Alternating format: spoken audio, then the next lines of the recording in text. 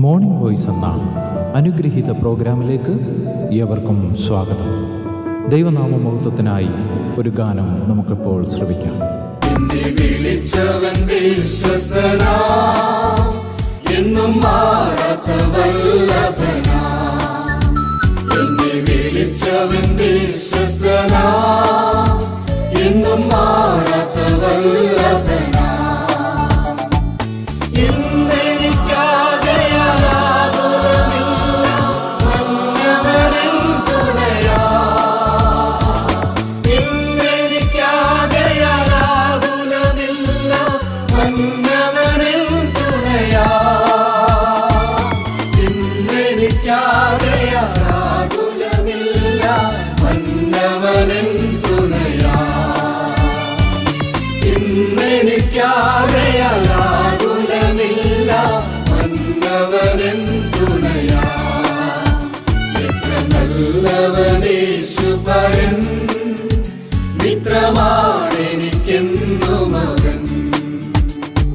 ഇന്ന് വചനത്തിൽ നിന്ന് നമ്മോട് സംസാരിക്കുന്നത് കർത്താവിൻ്റെ ശ്രേഷ്ഠദാസൻ വിനോദ് തോമസ് കോട്ടയം.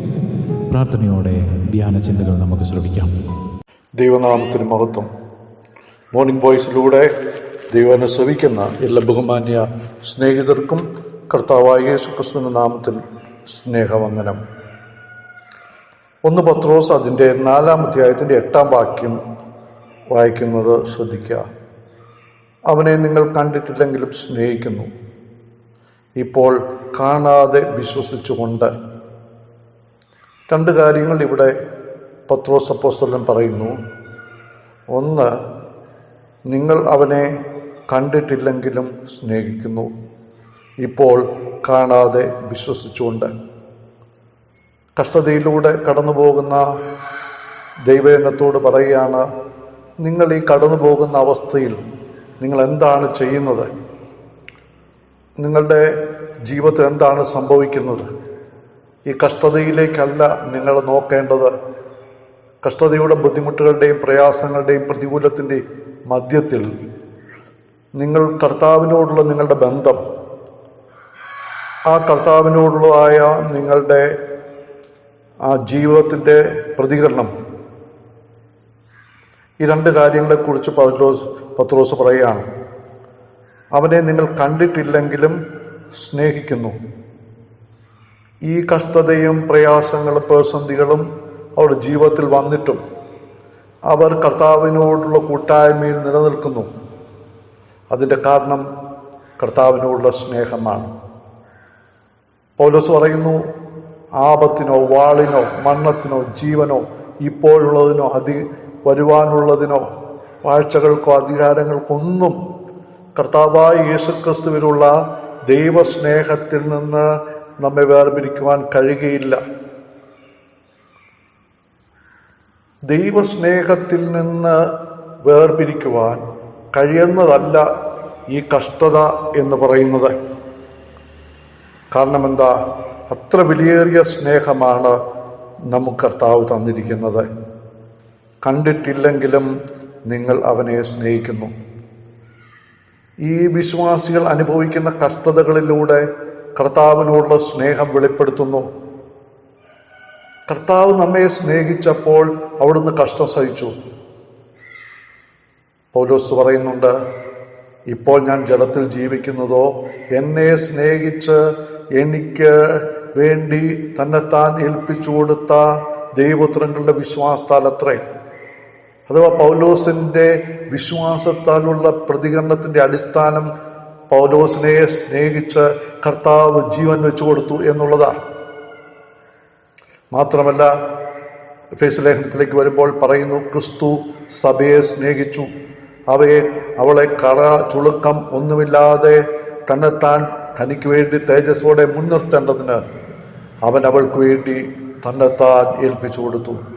കർത്താവ് സഭയെ സ്നേഹിച്ചപ്പോൾ സഭയെ ശുദ്ധീകരിച്ച് നമ്മളെയും തേജസ്സുമുള്ളവളാക്കി നിർത്തുവാൻ കർത്താവ് തന്നെത്താൻ അവസാനത്തെ മരണത്തോളം, ക്രൂശിലെ മരണത്തോളം ജീവൻ നൽകിയും സഭയെ സ്നേഹിച്ചു.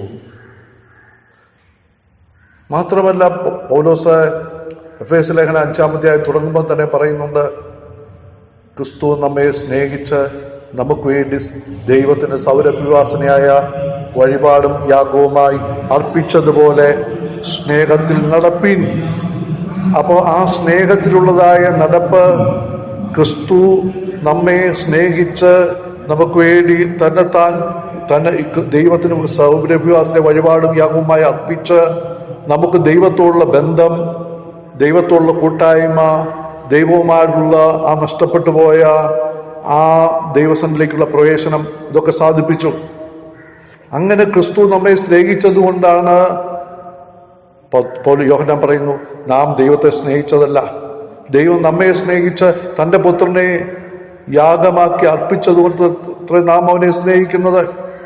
ആദ്യം കർത്താവ് നമ്മെ സ്നേഹിച്ചു, അങ്ങനെ തന്റെ ജീവനെ നമുക്ക് വേണ്ടി വെച്ചു തന്നു. ആ സ്നേഹത്തിന്റെ പിന്നിൽ വലിയ കഷ്ടതയുണ്ടായിരുന്നു. കഷ്ട സഹിച്ചാണ് നമ്മെ സ്നേഹിച്ചത്. ആ സ്നേഹം നമ്മിൽ വ്യാപരിക്കുമ്പോൾ നമ്മൾ കഷ്ടതയുടെ മധ്യത്തിലും പ്രതിസന്ധിയുടെ മധ്യത്തിലും കർത്താവിന് വേണ്ടി നിലനിൽക്കുന്നത് കർത്താവിനുള്ള സ്നേഹമാണ്. പിന്മാറിപ്പോകാതെ, പിന്തിരിഞ്ഞു നോക്കാതെ കർത്താവിന് വേണ്ടി കഷ്ടം സഹിച്ച് നിലനിൽക്കുന്നത് കർത്താവിനുള്ള സ്നേഹത്തിന്റെ പ്രദർശനമാണ്. പ്രിയ ദൈവമക്കളെ, നമ്മുടെ ജീവിതത്തിൽ നേരിടുന്ന എല്ലാ കഷ്ടതയുടെ മധ്യത്തിലും നമ്മൾ അവന് വേണ്ടി നിലനിൽക്കുവാൻ, അവനെ സ്നേഹിക്കുന്നു എന്നുള്ളത് വെളിപ്പെടുത്തുവാൻ ദൈവം നമ്മെക്കുറിച്ച് ആഗ്രഹിക്കുന്നു. അടുത്തതായിട്ട് ഇവിടെ പത്രോസ് പറയുന്നത്, കഷ്ടത കണ്ടിട്ടില്ലെങ്കിൽ സ്നേഹിക്കുന്നു, ഇപ്പോൾ കാണാതെ വിശ്വസിച്ചുകൊണ്ട്. കാണാതെ വിശ്വസിക്കുകയാണ്. കാണുന്നതൊക്കെ താൽക്കാലികമാണ്, കാണാത്തതാണ് നിത്യം. കർത്താവിനെ നമ്മൾ കണ്ടിട്ടില്ലെങ്കിലും കർത്താവ് നമുക്ക് വേണ്ടി ജീവിക്കുന്നു എന്ന് നാം വിശ്വസിക്കുന്നു. കാരണം എന്താ?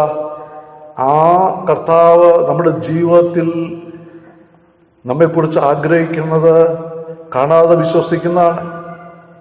തോമസ് കർത്താവിനെ കണ്ട് വിശ്വസിച്ചപ്പോൾ, എൻ്റെ കർത്താവ് എൻ്റെ ദൈവമേ എന്ന് പറഞ്ഞപ്പോൾ കർത്താവ് തോമസിനോട് പറഞ്ഞു, നീ കണ്ടതുകൊണ്ട് വിശ്വസിക്കുന്നു. കാണാതെ വിശ്വസിക്കുന്നവരാണ് ഭാഗ്യവാന്മാർ, അവരാണ് അനുഗ്രഹിക്കപ്പെട്ടവർ, അവരാണ് സന്തോഷവാന്മാർ. വിശ്വാസം ഉള്ളിടത്ത് കാഴ്ചയ്ക്ക് പ്രാധാന്യമില്ല. പൗലോസ് പറയുന്നു, ഞങ്ങൾ കാഴ്ചയാലല്ല വിശ്വാസത്താൽ അത്ര നടക്കുന്നത്. ക്രിസ്ത്യ ജീവിതം എന്ന് പറയുന്നതിന് മുന്നിൽ കാണാനൊന്നുമില്ല. വിശ്വാസ ജീവിതത്തിൽ കർത്താവിനെ വിശ്വസിച്ചുകൊണ്ട് ഇതുവരെ കണ്ടിട്ടില്ലെങ്കിലും കർത്താവിനെ കാണും എന്നുള്ളതായ പ്രതീക്ഷയോടും പ്രത്യാശയോടും കൂടെ നാം വിശ്വസിച്ചുകൊണ്ട് മുന്നോടുകയാണ്. ആ വിശ്വാസമാണ് കാണാത്ത കാര്യങ്ങളുടെ നിശ്ചയമാണ്, ആശിക്കുന്നതിൻ്റെ ഉറപ്പാണ്. നമുക്കറിയാം, കർത്താവിനെ കാണാതെ വിശ്വസിച്ചവർ കർത്താവിൻ്റെ മുഖം ഒരു ദിവസം കാണും. നോഹയുടെ കാലത്ത് ജലപ്രളയം സംഭവിക്കുമെന്ന് ദൈവം നോഹയോട് കൽപ്പിച്ചപ്പോൾ നോഹ അത് കാണാതെ വിശ്വസിച്ചു. അതിനുവേണ്ടി തൻ്റെ രക്ഷയ്ക്കായിട്ട്, കുടുംബത്തിൻ്റെ രക്ഷയ്ക്കായിട്ട് പെട്ടകം ഒരുക്കി. ആ കർത്താവ് ദൈവം പറഞ്ഞ് ചെയ്തു. അപ്പോൾ എന്ത് സംഭവിച്ചു? കാണാതെ വിശ്വസിച്ച കാര്യം നോഹയ്ക്ക് കാണുവാൻ കഴിഞ്ഞു. എന്നാൽ ആ കാര്യം നോഹയ്ക്ക് നാശത്തിന് കാരണമായി തീർന്നില്ല. രക്ഷ ദൈവം ഒരുക്കി. കാരണം എന്താ? ദൈവം പറഞ്ഞത് വിശ്വസിച്ചു. എന്നാൽ അവിശ്വാസികളായ അന്നത്തെ ജനം, വിശ്വസിക്കാതെ ജനങ്ങൾ, അവരും കണ്ടു, അവിശ്വാസികളും കണ്ടു മഴ പെയ്യുന്നതും ജലപ്രളയം ഉണ്ടാകും. പക്ഷെ അവർക്കത് നാശത്തിന് കാരണമായി തീർന്നു. വിശ്വാസത്തിൽ മുന്നോട്ട് പോകാം. വിശ്വാസത്തിൽ മുന്നോട്ട് പോകുമ്പോൾ നാം വിശ്വസിച്ച ഒരു ദിവസം കാഴ്ചയായിട്ട് മാറും. അന്ന് കാണാതെ വിശ്വസിച്ചവരുടെ ഭാഗ്യം അന്ന് വെളിപ്പെടും. എന്നാൽ അന്ന് അവിശ്വസിച്ചവരൊക്കെയും നിരാശപ്പെട്ട് ദുഃഖിച്ച് പിന്മാറിപ്പോയി ശിക്ഷാവിധി അനുഭവിക്കേണ്ടി വരും. അതുകൊണ്ട് നമുക്ക് കാണാതെ വിശ്വസിച്ചവരായ നമുക്ക് ആ വിശ്വാസത്തിൽ തുടരാം, അന്ത്യവരെ നിലനിൽക്കാം. ഒരു ദിവസം നാം വിശ്വസിച്ച വിശ്വാസത്തിന്റെ നായകനെ നേരിൽ കാണും. അവിടുത്തെ പൊന്നുപോകാൻ കണ്ടാതിരിക്കുന്ന ദിവസത്തിന്റെ പ്രത്യാശയോടുകൂടി കഷ്ടത മധ്യത്തിൽ, പ്രതികൂലത്തിന്റെ മധ്യത്തിൽ, പ്രതിസന്ധികളുടെ മധ്യത്തിൽ കർത്താവിനെ സ്നേഹിച്ചുകൊണ്ട് അവിടുത്തെ വിശ്വാസം നിലനിൽക്കാം. ദൈവത്തിന്റെ ആത്മാവ് നമ്മെ സഹായിക്കുമാറാകട്ടെ. ഇതുവരെ ഞങ്ങളെ ശ്രദ്ധിച്ച എല്ലാവർക്കും വീണ്ടും വരുന്ന കർത്താവിന്റെ വിശുദ്ധമായ യേശുക്രിസ്തുവിന്റെ നാമത്തിൽ ഞങ്ങളുടെ സ്നേഹവന്ദനം അറിയിക്കുന്നു. കർത്താവ് നമ്മളെല്ലാവരെയും അനുഗ്രഹിക്കുമാറാകട്ടെ. ആമേൻ.